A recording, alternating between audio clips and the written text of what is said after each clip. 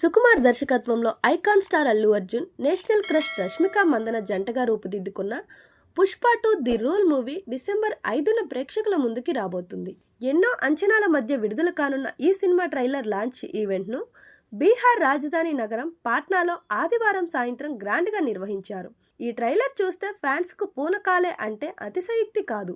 ఎవర్రా వాడు, డబ్బంటే లెక్కలేదు, పవర్ అంటే భయం లేదు అనే డైలాగ్ తో ట్రైలర్ స్టార్ట్ అవుతుంది. ఇలా పవర్ఫుల్ డైలాగ్ తో పుష్ప 2 ట్రైలర్ ఉర్రూతలూగుస్తుంది. అల్లు అర్జున్ హీరోయిజం తొలి పార్ట్ ను మించిపోయిందన్న విషయం ట్రైలర్ చూస్తే అర్థమవుతుంది.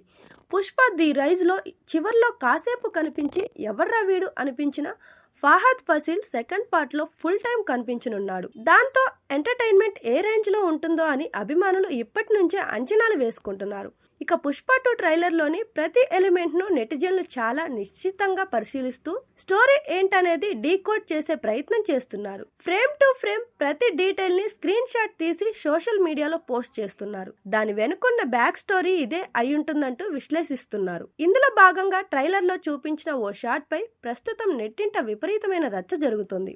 గంధపు చెక్కలపై ఎవరితో శవాన్ని కాలుస్తున్నట్లు ట్రైలర్ లో చూపించారు. దీనితో ఆ కాలుతున్న శవం ఎవరిది అని అందరూ ఆలోచిస్తున్నారు. ట్రైలర్ లో చూపించిన షాట్ లో ఓ శవం కాలుతుండగా వర్షంలో గొడుగులు పట్టుకుని వందల సంఖ్యలో జనాలు ఆ దహన సంస్కారాల్లో పాల్గొన్నారు. ఎంపీ సిద్ధప్ప నాయుడు, మంగళం శ్రీను, దక్షయాని కూడా అక్కడే ఉన్నారు. సినిమాలో కీలక పాత్రధారులు అంతమంది జనం ఉన్నారంటే ఖచ్చితంగా ఈ సన్నివేశం సినిమాను మలుపు తిప్పే పాత్రదే అయి ఉంటుందని అభిప్రాయాలు వ్యక్తమవుతున్నాయి. కాకపోతే ఆ పాత్ర ఎవరిది అనేది ఆసక్తికరంగా మారింది. సెకండ్ పార్ట్ లో పుష్పరాజ్ భార్య శ్రీవల్లి లేదా ఆయన తల్లి లేదా ఫ్రెండ్ కేశవ పాత్ర చనిపోతుందేమో అని కొందరు కామెంట్స్ చేస్తున్నారు.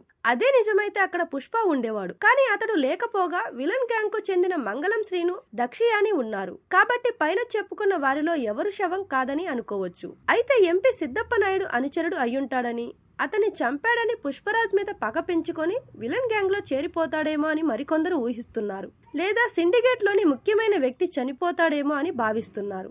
ఇంకొందరు మాత్రం అది పుష్పరాజ్ పాత్ర అని అంటున్నారు. పుష్ప చనిపోయాడని అందరినీ నమ్మించడానికి ఫేక్ దహన సంస్కారాలు చేసి ఉండొచ్చని, అక్కడ శవం లేకుండా ఎర్రచందనం దుంగలను మాత్రమే తగలబెట్టి సీన్ క్రియేట్ చేస్తుంటారని కామెంట్స్ చేస్తున్నారు.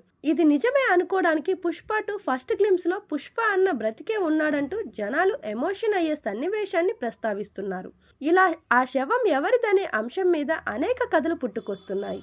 అది ఎవరి బాడీ, సుక్కు ఏం ప్లాన్ చేశాడు అనేది తెలియాలంటే వచ్చే నెల డిసెంబర్ 5వ తేదీ వరకు మనం ఆగాల్సిందే. ఇదిలా ఉంటే ఈ మూవీ ట్రైలర్ సోషల్ మీడియాని రూల్ చేస్తుంది. యూట్యూబ్లో అత్యంత వేగంగా 100 మిలియన్లకు పైగా వ్యూస్ సాధించిన ఇండియన్ మూవీ ట్రైలర్గా ఆల్ టైమ్ రికార్డ్ క్రియేట్ చేసింది.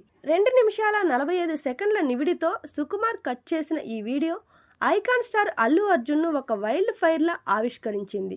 Action, elevations, emotions, romance, dialogues ఇలా అన్ని అంశాలు సమపాలనలో ఉండేలా దర్శకుడు కేర్ తీసుకున్నారు.